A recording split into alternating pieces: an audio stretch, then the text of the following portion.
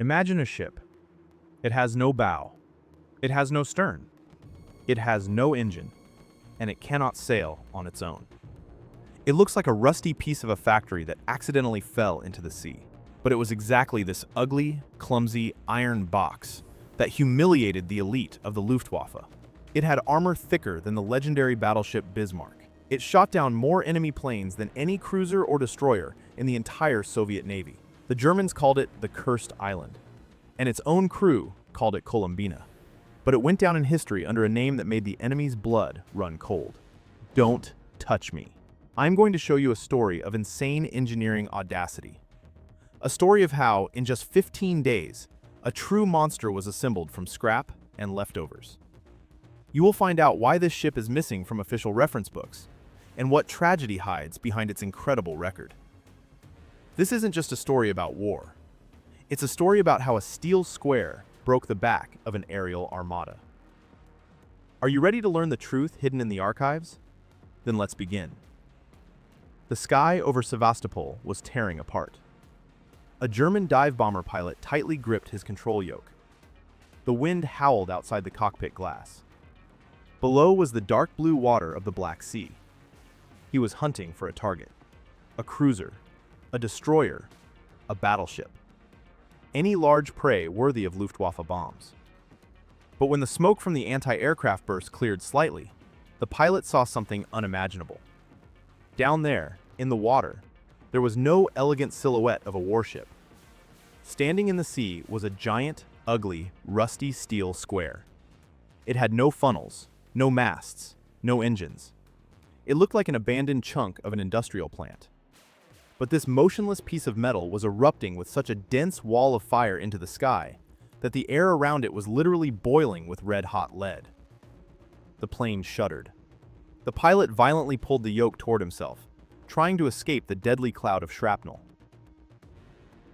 He didn't know it yet, but he had just encountered the strangest, most effective, and most classified ship of the Soviet fleet. But before we dive deep into this story, we need to shatter a very old and very persistent myth. If you read Western textbooks on the history of World War II, you have probably come across this statement. Supposedly, after the massive political purges of the late 1930s, the Soviet army was paralyzed.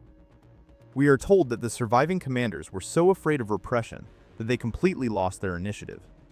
They say they waited for orders from above, were afraid to take a single step out of line.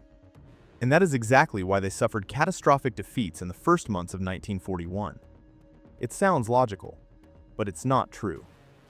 When the real war started, when bombs began raining down on cities and the front line began to collapse right before their eyes, the fear of the higher-ups quickly evaporated.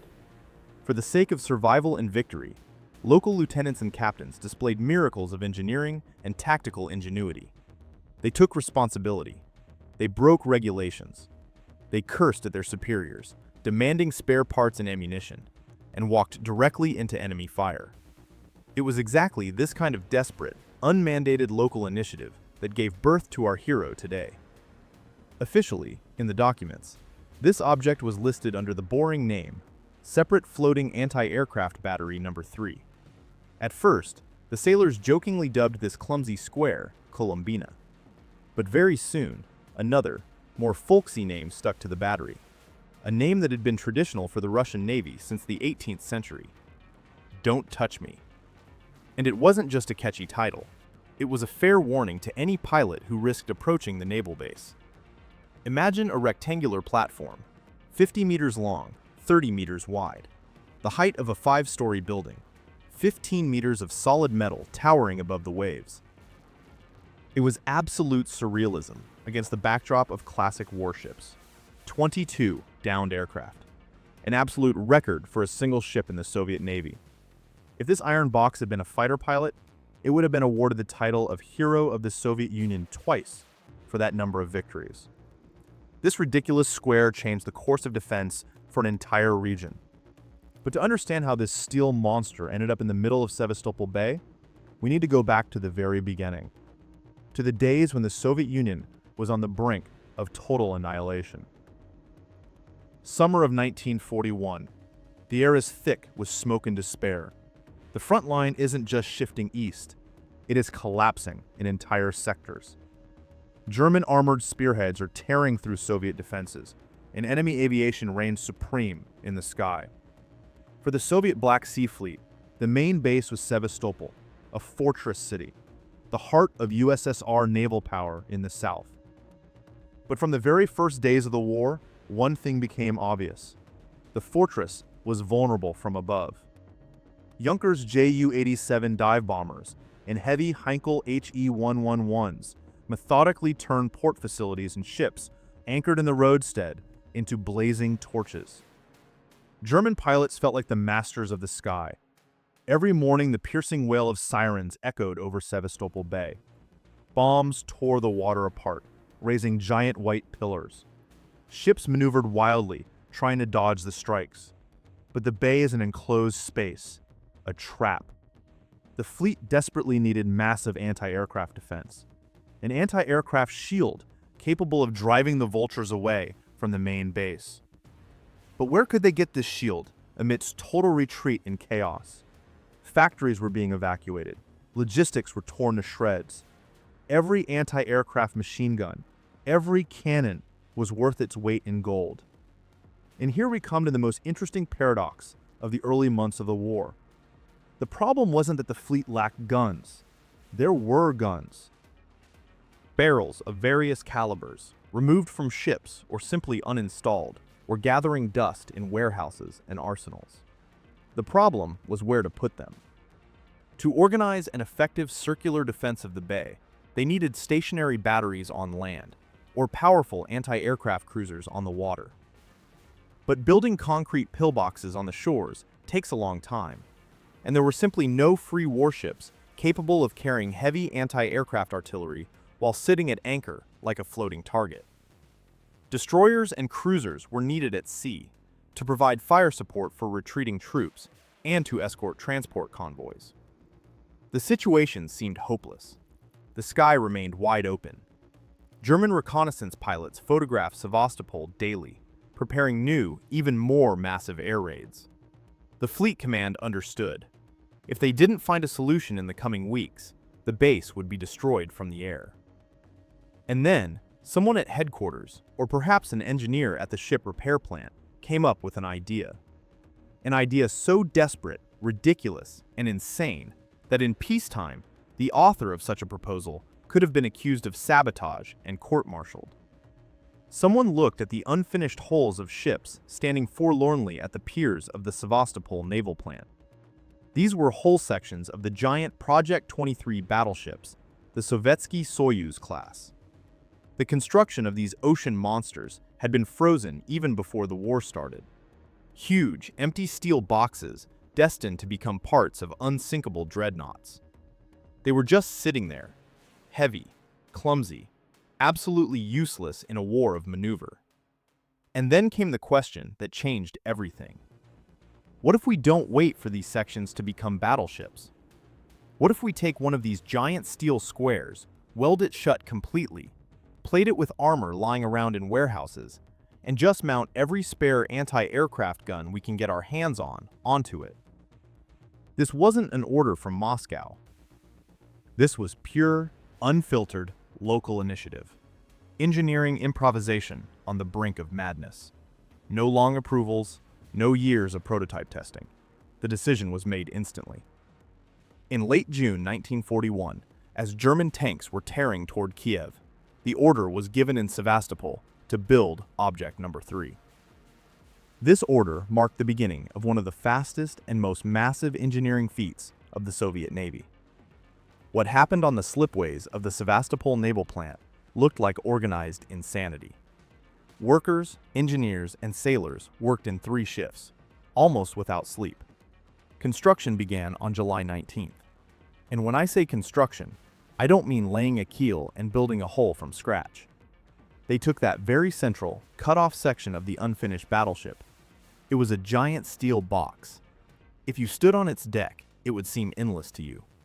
50 meters long, 30 meters wide. The flat, vertical sides went down to a depth of several stories.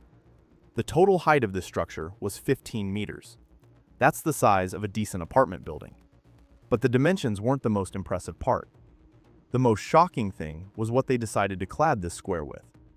Protecting the base from airstrikes required more than just a ship. It required absolute unsinkability. The Germans were dropping bombs weighing 250 and 500 kilograms on Sevastopol. A regular cruiser could go straight to the bottom from a single lucky hit of that caliber into its engine room or ammunition magazine. Therefore, the builders took extreme measures.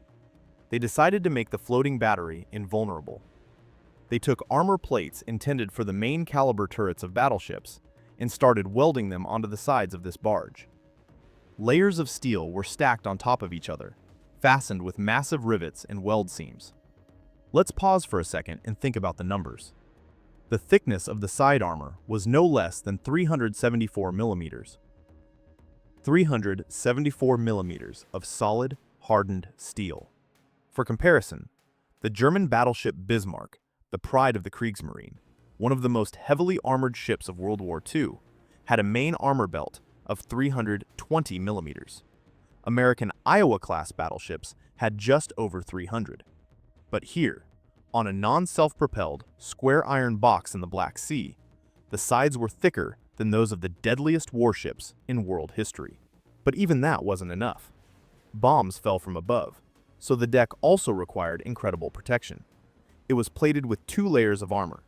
The first layer was 155 millimeters, and on top of that, another 50 millimeters of high-strength steel.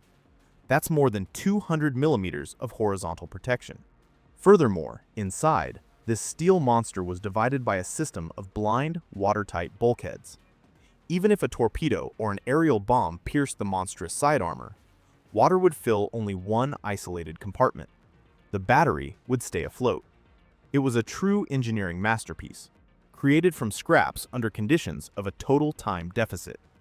Construction, started on July 19th, was completed, think about this, on August 3rd, 1941. 15 days. In 2 weeks, the workers of Sevastopol turned an empty steel box into the most heavily armored object on the Black Sea. This wasn't just a barge, it was a floating, unsinkable citadel. But an unsinkable hull was only half the job. Without teeth, this steel cube remained nothing but a giant, very sturdy target for dive bombers. It was time to turn the iron box into a killing machine. And the command of the Black Sea Fleet approached this issue with the same ruthless practicality with which the hull itself was built. They gathered every available anti-aircraft barrel they could reach in the warehouses and began mounting them on the deck of Object Number 3.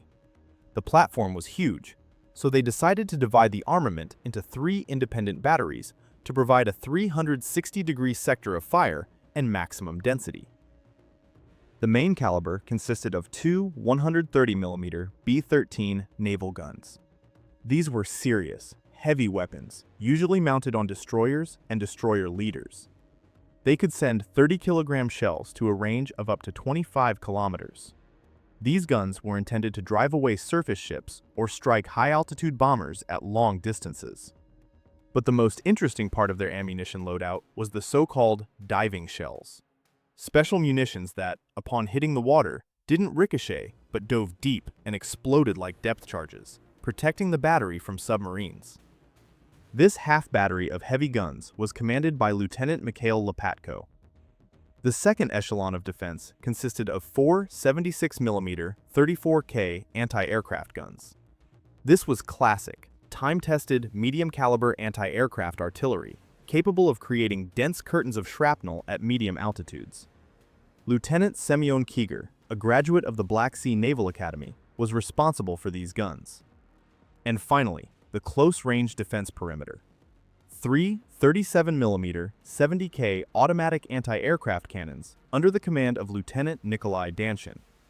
These rapid-fire cannons spewed hundreds of shells per minute, forming a wall of fire right in front of attacking dive bombers. The picture was completed by 3 heavy 12.7mm DSHK machine guns. And a little later, in the fall of '41, a quad M4 Maxim machine gun mount was dragged onto the deck, adding a lead shower at point-blank range. It was an unbelievable arsenal for a single point on the water. If a German plane tried to dive at the battery, It first had to pass through the bursts of heavy 130mm shells, then punch through a wall of 76mm fire, dodge the tracers of 37mm automatics, and finally, fly into a hurricane of machine gun bullets. Servicing this floating fortress required a crew of 130 men, 130 sailors, commanders, rangefinders, and loaders. They were housed right inside the steel square, under the protection of half-meter-thick armor, in cramped compartments converted into crew quarters and ammunition depots. Senior Lieutenant Sergei Moshinsky was appointed commander of the entire separate floating anti-aircraft battery number 3, a young, decisive officer who was tasked with commanding the strangest ship in the Soviet Navy. The crew quickly settled into their clumsy steel island. They cleaned the guns, trained, and got used to the clanking of iron. At first, looking at the bulky square silhouette, the sailors jokingly called their battery Columbina, after the ridiculous theatrical character. But soon, it earned another name. A name that had been carved into the history of the Russian Navy since the early 18th century, since the time of Peter the Great. A name borne by the armored floating batteries of the past. Don't touch me. It is said that the sailors themselves composed a song with these words, and the nickname stuck forever. August came to an end. The monster was armored to the teeth, and ready for battle. Powerful tugboats hooked the steel square with heavy steel cables and slowly pulled it out of the bay. The tow lines snapped taut with a ringing sound, like a guitar string. 3 powerful port tugs worked their propellers with all their might, churning the black water of the Black Sea into foam. Slowly, inch by inch, the massive steel square began to pull away from the Sevastopol plant pier. This structure had zero hydrodynamics. It pushed tons of water in front of it, like a giant bulldozer. The crew stood on the armored deck, holding onto the railings of the anti-aircraft mounts. They were heading to the outer roadstead, to the place where the open sea met the entrance to the main bay. Their mission was crystal clear: to become the shield and take the first blow. When the position was reached, the anchor chains cascaded down with a deafening roar. The steel island froze in place, and the most exhausting test in any war began: the waiting. Days turned into weeks. August gave way to September. September bled into a cold October. Somewhere out there, beyond the horizon, a massive land catastrophe was unfolding. The German 11th Army, under the command of Erich von Manstein, had broken through the defenses of Crimea and was inexorably rolling toward Sevastopol. The radio broadcast grim reports of retreats. But on floating battery number 3, there was a ringing silence. The gun barrels remained cold. The men stared into the empty sky, straining their eyes until they hurt. In late October, the Fleet Command made a pragmatic decision. The heavy 130mm naval guns were removed from the battery's deck. With the enemy physically approaching the outskirts of the city, these long-range guns were vitally needed on the land front for fire support. After their removal, the crew of Don't Touch Me was reduced from 130 to 111 men. Now, the steel cube became an absolutely specialized tool, a pure air defense platform. Having lost its heavy caliber, the battery became lighter, and the freed-up space inside the armored compartments allowed them to load even more anti-aircraft shells. November 29, 1941. The morning was damp and biting.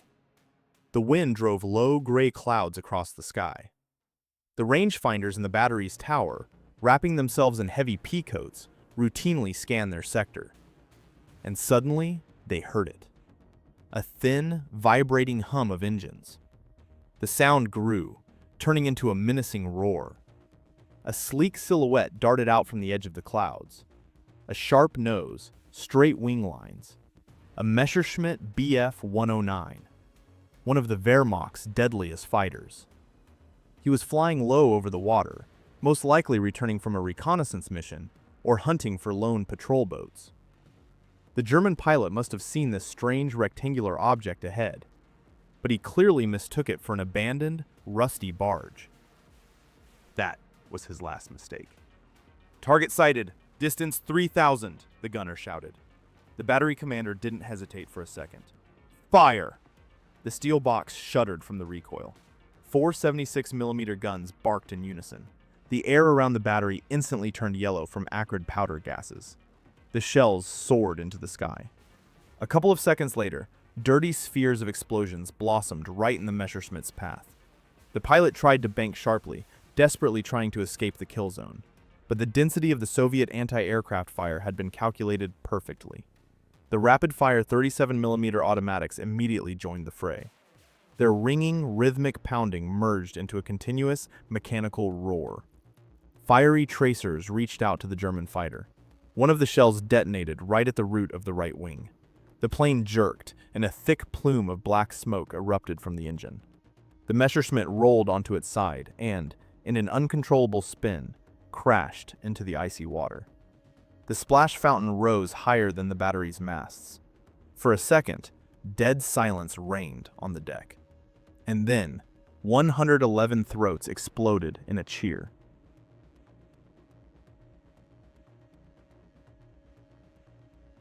They had done it. Their clumsy iron box had just destroyed a modern combat aircraft. But here is what no one knew at that moment. One downed fighter is a fluke. A lucky shot on a cloudy day. The Luftwaffe hadn't yet realized what exactly it had crashed into. German staff officers simply crossed off one lost aircraft from the lists, writing it off as random anti-aircraft fire from the shore. They didn't understand that right on the approaches to the main naval base, a perfect killing machine had started operating. This was just a warm-up.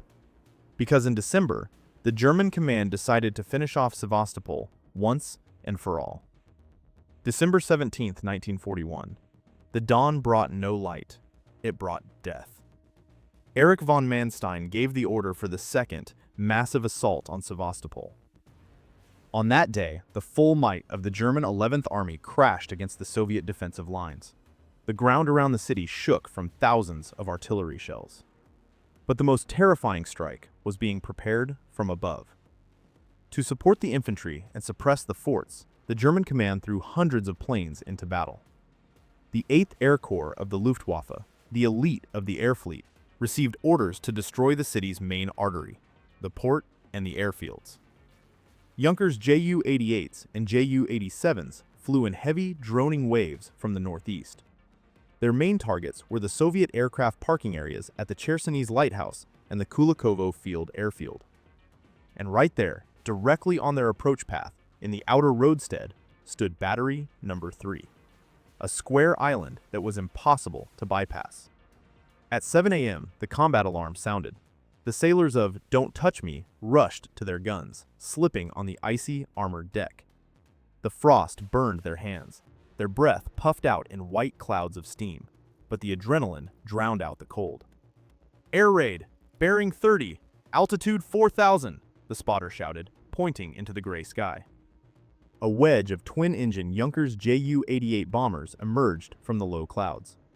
They were flying confidently, not expecting serious resistance over the water. The battery commander, Senior Lieutenant Sergei Moshinsky, stood on the bridge, gripping his binoculars. He waited exactly until the moment the planes entered the effective kill zone. "Battery, volley fire!" 4 76mm guns barked simultaneously. Blinding flashes of gunfire illuminated the steel cube. The roar pounded the eardrums, vibrating deep inside the armored hull. The first volley was followed by a second, then a third. The anti-aircraft gunners worked with frightening mechanical precision. The loaders slammed heavy shells into the breaches, their hands blurring in the smoke and soot. The sky in front of the German planes was instantly covered with black patches of shrapnel bursts. The density of fire was unbelievable. The battery wasn't just shooting at individual targets, it was laying down an impenetrable curtain of fire. A wall of red-hot shrapnel. The lead Junkers tried to break through this fiery hell, but one of the shells exploded right under its left engine. A flash, a pop, and a piece of the fuselage tore away from the plane. The aircraft jerked. Thick, oily smoke poured from the motor, quickly turning into flames. The bomber dipped its nose, and with its sirens wailing, plunged into the sea, raising a massive pillar of water. It was the first success on this endless day, but the Germans weren't going to retreat. The raids came wave after wave. The crew of Don't Touch Me worked at the very limit of human endurance. The deck was littered with spent brass casings, on which the sailors slipped as they dragged new boxes of ammunition from the armored magazines. The gun barrels grew so hot that the paint on them began to smoke. The air trembled with the roar of engines and the thunder of gunfire. The dive bombers, realizing that a massive firing point stood in their way, began trying to suppress it. Bombs howled as they fell from the sky, exploding tens of meters from the battery. Geysers of water as high as multi-story buildings crashed onto the steel deck, washing empty boxes overboard and deafening the gunners. But the 374mm thick armor held the blows. The square rocked on the waves, but it didn't sink, and it didn't stop shooting.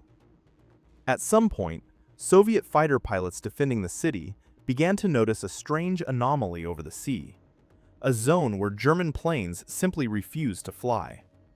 They saw how the tight wedges of German bombers approaching the roadstead would suddenly break formation.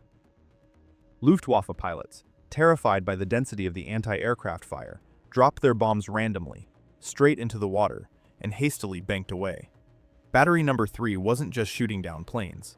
It was breaking the German pilots' psychology. It was cutting them off from their primary targets. The winter assault on Sevastopol continued until the end of December, and choked on its own blood. Soviet troops held the city, and the anti-aircraft gunners of the Don't Touch Me battery stood their ground, repelling dozens of massive air raids. They were covered in soot, deafened, but remained undefeated. The square island became a personal insult to the German pilots, one they thirsted to wash away. By early 1942, Sevastopol lay in ruins. Manstein's winter assault had bogged down, crashing against the fanatical resistance of the Soviet defenders. The front line stabilized, but the war transitioned into a different phase. A phase of an exhausting siege and methodical destruction from the air. For the German pilots of the Luftwaffe's 8th Air Corps, floating battery number 3 ceased to be just a frustrating obstacle on the way to the city. It turned into an obsession, a thorn in their side, a personal insult that demanded retribution. This rusty, angular square, bobbing on the waves of the outer roadstead, had knocked the arrogance out of the best dive bomber crews. The Luftwaffe headquarters in Crimea began assigning special groups of planes with a single, dedicated mission: find and sink object number 3. A months-long duel between German bombs and Soviet armor began. Every clear day, as soon as the sun rose above the horizon, the silhouettes of Junkers and Heinkels appeared over the sea. They approached from different directions, trying to stretch the gunners' attention. They dove with the piercing wail of sirens, aiming straight for the battery's flat roof. But the crew, under the command of Senior Lieutenant Sergei Moshinsky, was no longer the bunch of rookies who first saw the enemy in November.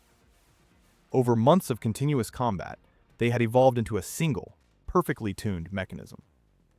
The crews of Lieutenant Simeon Kiger's 76mm guns had learned to place curtains of fire with surgical precision.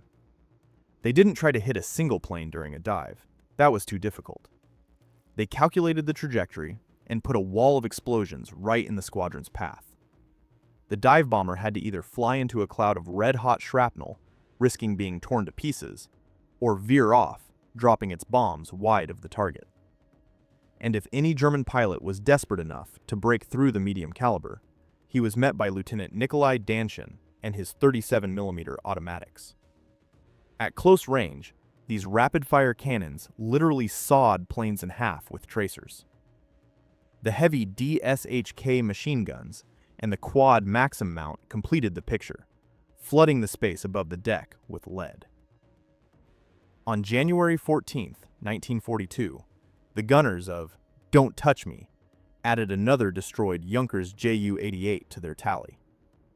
The plane disintegrated in midair from a direct hit. On March 3rd, a heavy Heinkel HE-111 bomber crashed into the icy waters of the Black Sea. Life on the battery itself turned into a surreal nightmare, punctuated by periods of dead silence. Sailors slept in snatches, right at their battle stations, or in the cramped, damp quarters inside the steel cube. From the constant firing and close bomb blasts, many had blood running from their ears. The deck was slick with ice, powder soot, and spent casings. But every time the smoke over the bay cleared, the Germans, watching through binoculars from the shore, expected to see sinking debris. They were certain that after such a hail of bombs, no ship could survive. But the square was still there, bobbing slightly on the waves, with scraped-off paint, scorched by near misses. And it continued to hungrily turn its gun barrels toward the sun, waiting for the next attack. The secret to the battery's unsinkability lay not only in the monstrous 374mm thick armor stripped from an unfinished battleship. The secret was in the system of internal bulkheads. Even when bomb shrapnel shredded the superstructures and the shockwave bent the machine gun shields, the main hull remained airtight. To sink this object required a direct hit from a super-heavy bomb dead center on the deck, capable of punching through 2 layers of steel plates totaling more than 200mm in thickness. Standard 250-kilogram bombs merely left dents. The fame of the invincible square spread throughout the entire Black Sea fleet. Soviet fighter pilots, returning from missions with empty fuel tanks, knew if they could just make it to the outer roadstead, "Don't touch me" would cover them. Pilots literally wrote in their after-action reports, "The floating battery put up a curtain. Don't touch me, cut off the German." To them, this rusty cube became a symbol of hope. By February 1942, the battery had 6 confirmed downed enemy aircraft to its name. This was an incredible result for a stationary target unable to maneuver. The command recognized the gunner's heroism. On February 22nd, a large group of the battery's sailors was awarded orders and medals. And the very next day, on February 23rd, Red Army Day, Battery Commander Sergei Moshensky was solemnly awarded the Order of the Red Banner and promoted to the rank of Captain Lieutenant. The award ceremony took place right there, on the shrapnel-riddled deck of the steel square. But the most amazing part of this story was that their main record was still ahead of them. By the spring of '42, this clumsy floating island did what no other ship in the massive Soviet fleet could achieve. Let's pause for a moment and look at the hard numbers. In military history, it often happens that legends become overgrown with myths, and real facts get lost behind propaganda slogans. But in the case of separate floating anti-aircraft battery number 3, the statistics speak louder than any words. And these statistics boggle the mind. During the defense of Sevastopol, from November 1941 to June 1942, this square piece of an unfinished battleship shot down 22 enemy aircraft. 22. Let that number sink in. To understand the scale, if this were not a motorless iron box, but a living fighter pilot, he would be considered an outstanding ace. According to Soviet standards of the time, shooting down 16 enemy machines earned a pilot the title of Hero of the Soviet Union. That is the highest military distinction, a gold star on the chest. Don't touch me surpassed that benchmark with room to spare. If we look at the results of real, fully fledged warships of the Soviet Navy, Project 26 Bis cruisers, Novik-class destroyers, or Leningrad-class destroyer leaders, not one of them, not a single ship with massive engines, fire control systems, and huge crews managed to come close to such a result during the entire war. Nobody shot down more planes than this improvised barge. It holds the absolute record for the number of destroyed aerial targets among all watercraft of the Soviet Navy. Moreover, the intensity of the battery's combat operations was phenomenal. Its active combat phase lasted only about 6 months. For the first 3 months after being launched, while the battery stood in the roadstead waiting for the enemy, it hardly saw action. So, those 22 downed Luftwaffe bombers and fighters were crammed into half a year of continuous hell. There are at least 2 documented cases where the gunners under Captain Lieutenant Sergei Moshensky shot down 3 planes in a single day. 3 destroyed targets in one raid. Such density of fire and aiming accuracy speak to the supreme professionalism of the crews under Lieutenants Kiger and Danshin. They weren't just spraying and praying, hoping for luck. They created a mathematically precise system of destruction, where 76mm cannons and rapid-fire 37mm automatics worked in a single, deadly rhythm. And here, a very interesting question arises. If this ship was so effective, if it set the absolute record for the entire navy of a massive country, then why have you, most likely, never heard of it? Why is "Don't touch me" not mentioned in most classic reference books on Soviet warships of World War II? You will find detailed articles there about the battleship Marat, the cruiser Kirov, and dozens of destroyers and submarines. But there is practically no information about the square with 374mm of armor. The answer lies in bureaucracy, and in the very specific nature of what made this battery possible. Officially, Object Number 3 was never commissioned into the lists of active Navy warships. It had no keel in the classical sense. It wasn't designed by any engineering bureau as an independent unit. It couldn't move under its own power.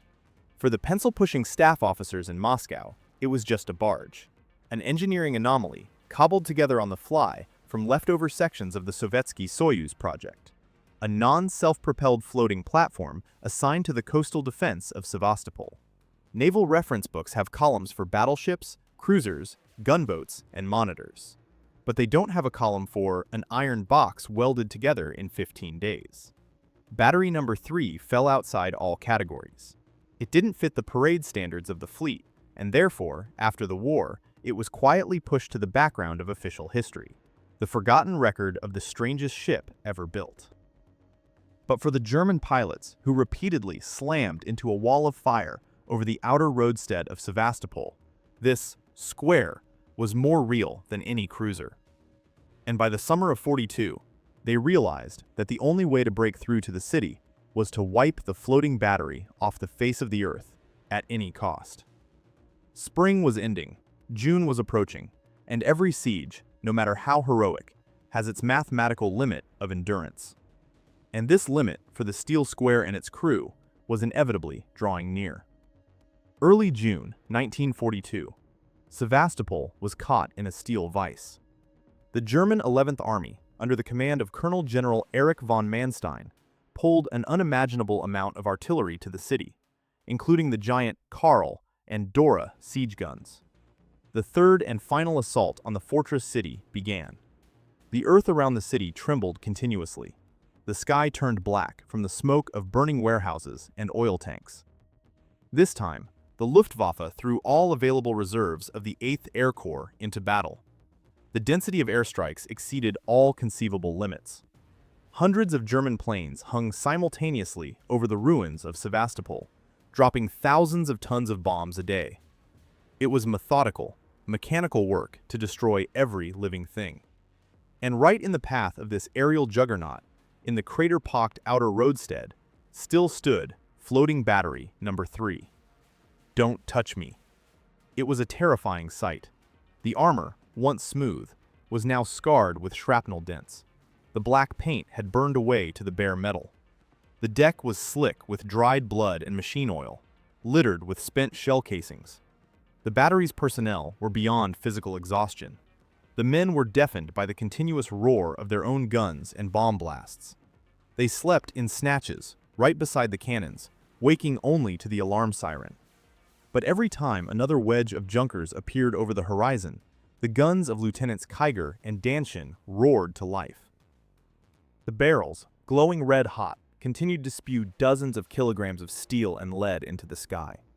The rate of fire was dropping, mechanisms were jamming from wear and overheating, but the battery wouldn't surrender. The German command understood. To suppress the resistance of the northern side of Sevastopol, they had to destroy this steel square guarding the sea approaches. And they began a methodical hunt for the battery. On June 17th, a massive air raid struck Don't Touch Me. Dozens of Ju-87 dive bombers made attack runs on the battery, one after another, as if on a firing range. The gunners fought back desperately. On that day, they shot down their last 22nd plane. But the forces were far too unequal. Several heavy bombs landed right flush against the sides. Shockwaves of colossal power rocked the hull. The 374mm armor withstood the direct impact, but the internal structures began to fail. From the detonations in the water, the weld seams in the underwater part of the hull split apart. the icy water of the Black Sea slowly began to fill the lower compartments. June 19, 1942, became the fatal day for the battery. From early morning, German aviation unleashed a firestorm on the outer roadstead. This time, the dive bombers acted with pinpoint precision. They didn't try to pepper the square with small bombs. They dropped heavy, armor-piercing munitions. One of the bombs hit the target dead on. It pierced the deck and exploded inside the steel hull. An explosion of colossal power tore through the bulkheads, destroying part of the ammunition. Flames engulfed the inner compartments. A moment later, a second bomb landed right beside the hull, blowing a gaping hole below the waterline. The battery shuddered like a mortally wounded animal. The giant steel cube began to list to one side.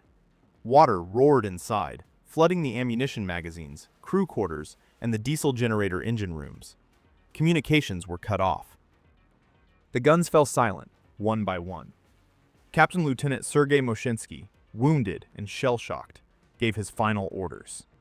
Save the survivors.